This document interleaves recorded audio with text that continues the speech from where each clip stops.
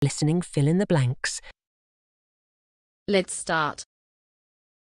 Libraries and archives are cultural crossroads of knowledge exchange, where the past transmits information to the present, and where the present has the opportunity to inform the future. Bureaucracies have become the backbone of civilizations, as governments try to keep track of populations, business transactions, and taxes. At a personal level, our lives are governed by the documents we possess. We are certified on paper literally from birth to death, and written documentation carries enormous cultural importance. Consider the consequences of signing the foundation document of the United Nations or the Convention on Biological Diversity.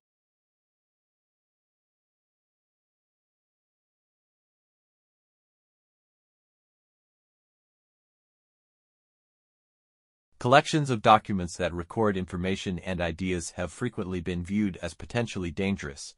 For thousands of years, governments, despots and conquerors have resorted to burning libraries and books to rid themselves of inconvenient evidence or obliterate cultures and ideas that they found politically, morally, or religiously unacceptable.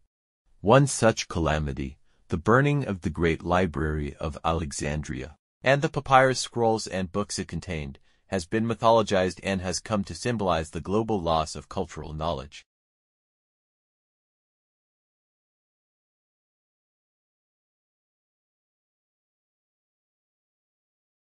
These powerful estrus calls carry more than 2 miles in the air, and may be accompanied by long-distance seismic signals, she adds. Breeding herds also use low-frequency vocalizations to warn of predators. Adult bulls and cows have no enemies except for humans, but young elephants are susceptible to attacks by lions and hyenas when a predator appears. Older members of the herd emit intense, warning calls that prompt the rest of the herd to clump together for protection, then Lee.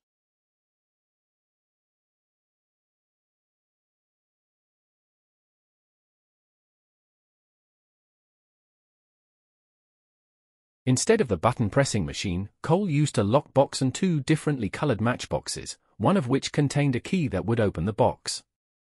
Notice that there are still 2 behavior segments: open the right matchbox to get the key, and use the key to open the box, so the task seems formally to be the same. But psychologically it is quite different. Now the subject is dealing not with a strange machine, but with familiar meaningful objects, and it is clear to him what he is meant to do. It then turns out that the difficulty of integration is greatly reduced.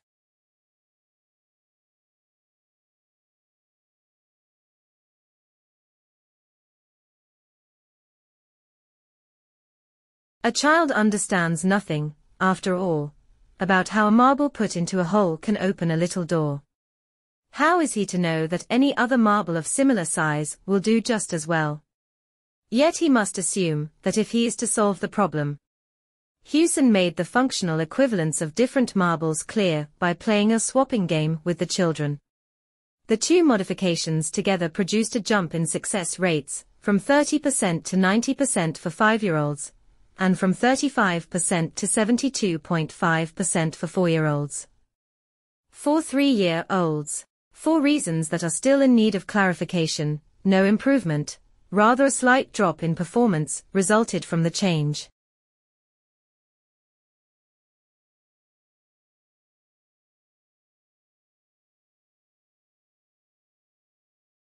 Two followers of Clark Hull, Howard and Tracy Kendall, devised a test for children that was explicitly based on Clark Hull's principles. The children were given the task of learning to operate a machine so as to get a toy. In order to succeed, they had to go through a 2-stage sequence. The children were trained on each stage separately. The stages consisted merely of pressing the correct one of 2 buttons to get a marble, and of inserting the marble into a small hole to release the toy.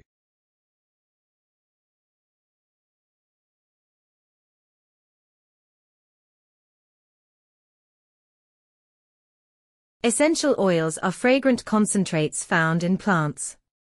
The oils are extracted through cold pressing or steam distillation, although other methods can be used depending on the type of plant.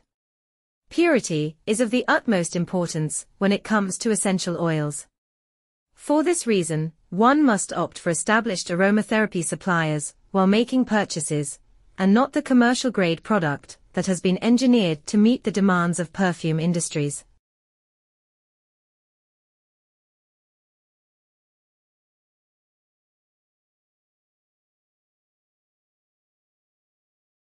Product sales and customer preference indicate tremendous health benefits of ethereal oil, some of which have already been under scientific research. As of today, essential oils cannot be patented, as no large corporation will agree to invest millions into research, as they cannot claim it to be their own invention. For this reason, clinical research into the merits of essential oils, and aromatherapy, in general, is sadly lacking. This is not meant to advocate that essential oils should replace conventional medicine, yet it can surely be hoped that they are going to play a prominent role in our general health and mental well-being.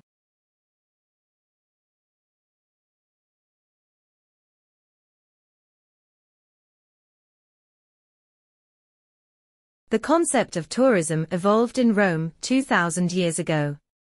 The wealthy Roman class occupied their leisure vacations in traveling and exploring new remote places. Within a short SP, the popularity of travel started building. However, socioeconomic turbulence and military activities occurring at that time led to a rapid decline. The years before the Industrial Revolution, and even before that period, were replete with regressive events, such as social upheavals and economic strife, that leave a string of roadblocks for a long time.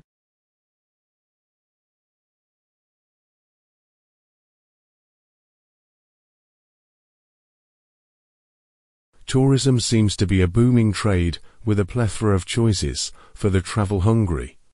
Taurian future will reshape itself to consider the emerging inclinations of people to explore new cuisine, culture, and sports as a society. The increase in time off and disposable income will lead to the opening of new avenues for holidaying.